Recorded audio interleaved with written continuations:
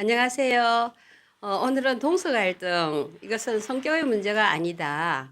그런데 동서 갈등으로 힘들어하는 분들이 참 많아요.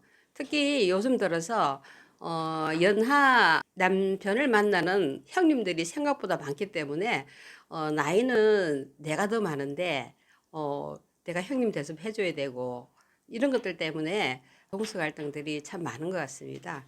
그런데 처음에는 형님과 또는 아주머님하고 같이 이렇게 갈등이 생겼을 때 처음에는 그냥 뭐 참지 뭐 그냥 넘어가지 하고 가벼이 얘기라고 애를 쓰긴 해요. 그런데 참는 것은 사실은 해결책이 아니에요. 어느 순간 명절이 너무 두렵고 만나야 하는 일이 있으면 가슴이 뛰고 막 그렇거든요. 자, 이렇게 가족 모임 자체가 스트레스가 된 분들 많으시죠? 특히 좀 있으면 명절이 다가오는데 이런 동서 갈등이 어쩌면은 뭐 시부모님하고 갈등보다도 훨씬 더 고통스럽게 느껴진다고도 하거든요. 그래서 오늘은 동서 갈등이 왜 생기는지 그리고 어디서부터 풀어야 하는지 이 상담 현장에서 실제로 도움이 되었던 방식으로 말씀을 드리겠습니다. 동서 갈등의 핵심 원인 네 가지를 보자면요. 첫째, 같은 며느리라는 경쟁 구조입니다. 동서는 사실 비교될 수밖에 없는 구조에 놓여 있습니다. 누가 더 잘하는지, 누가 더 인정받는지, 뭐 이런 것들에 눈치가 쓰이죠. 또 누가 더 예의 바른가, 이렇게 시부모에게는 누가 더 인정받는가, 이런 어떤 눈치를 자꾸 봐야 되는 경우들이 많아요. 그런데 이런 것은 성격 문제가 아니고 구조적 경쟁 때문입니다. 특히 여성은 인간관계를 수평관계로 학습하기 때문에 더욱 힘들기도 합니다. 두 번째, 시부모님의 무심한 말 한마디가 갈등을 키웁니다. 부모님들은 그냥 쉽게 이렇게 말씀하시죠. 형님이 이건 참 잘해. 자, 아래 동서는 좀 더 적극적이네. 이렇게 비교하려는 의도가 없어도 이 말은 동서 사이에 상처를 남깁니다. 세 번째, 남편들의 방관이라고 할 수 있습니다. 동서 갈등의 가장 큰 연료는 남편들의 침묵입니다. 여자들끼리 알아서 해. 내가 좀 참아. 이 순간 아내는 가족 안에서 혼자가 됩니다. 동서 갈등은 남편의 역할이 비어 있을 때 더욱 고조됩니다. 네 번째, 누적된 감정의 폭발입니다. 처음에는 참습니다. 그 다음엔 멀어집니다. 그리고 어느 날 작은 말 한마디에 폭발합니다. 이때부터는 누가 맞고 틀린 문제가 아니라 이미 마음이 다친 상태입니다.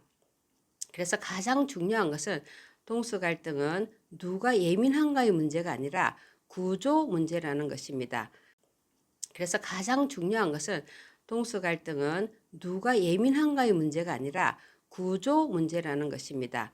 같은 며느리라는 위치, 그리고 시부모님의 무심한 비교, 그리고 남편들의 침묵이 겹치면서 감정이 쌓이고 폭발하게 되는 것입니다. 그래서 동서 갈등은 참거나 고치는 게 아니라 거리와 역할을 다시 정리하는 문제입니다. 그래서 이러한 동서 갈등 해결의 실제적인 4단계를 말씀드리자면 첫째, 친해져야 한다는 강박을 내려놓아야 됩니다. 동서가 꼭 친해야 할 필요는 없습니다. 예의는 지키되 감정적 친밀함을 강요하지 않고 관계 회복의 출발은 거리 조절을 허용하는 것입니다. 네, 두 번째는 남편의 역할 재정의라고 할 수 있는데요. 남편은 중재자가 아니라 자기 부모와의 소통 책임자입니다. 남편에게 필요한 문장을 예를 들자면 우리 집에서는 비교하는 말을 안 했으면 좋겠습니다. 라는, 또 우리 아내가 불편해합니다. 제가 대신 말씀드릴게요. 라는 이 남편의 한마디가 아내를 혼자 싸우지 않게 만들고 가족 갈등의 방향을 바꿉니다. 세 번째, 감정 정리는 당사자끼리 하지 않아야 합니다. 동서끼리 직접 풀어야 한다는 말은 갈등을 더 고조시킬 수 있습니다. 대신 남편이 시부모님께 협조를 부탁드리거나 필요시 뭐 제3자의 중재, 뭐 예를 들자면 상담을 한다든지 이렇게 하는 것이 좋고요. 이 상처받은 사람이 직접 서로 간 정리를까지 하게 되면 그 상처가 더욱 깊어집니다. 네 번째, 명절 모임 기준을 내 기준으로 재설정하는 겁니다. 모두 모임에 참석하지 않아도 됩니다. 방문 시간도 줄이고 횟수도 조절하고 역할 분담도 명확히 하는 것. 이건 도망이 아니라 관계 보호입니다. 동서 갈등은 사람을 바꾸는 문제가 아닙니다.